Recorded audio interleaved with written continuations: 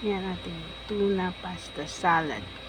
Ingredients, onion, celery, red pepper. Ayan yung ating noodles.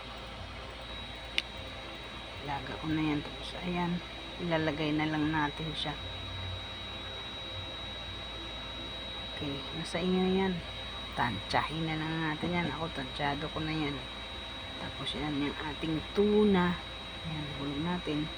Salain natin yun para mawala yung kanyang tubig. Tapos ayan, spread natin. Ayan, ayan siya. Tapos haluin na natin yan. Okay, yung mga buo pang malaki ayusin na lang natin. Tapos liin na natin ng mayonnaise. Hindi muna natin ilagay lahat yan.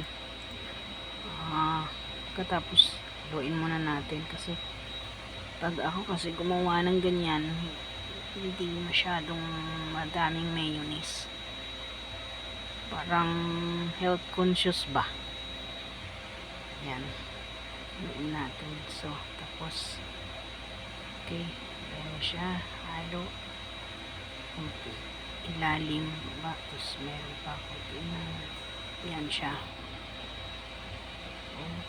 Okay, ayun, haluin na lang natin. Tapos lagyan natin yan ng salt and pepper, pero ang noodles habang nilalagan may asin na yan siya.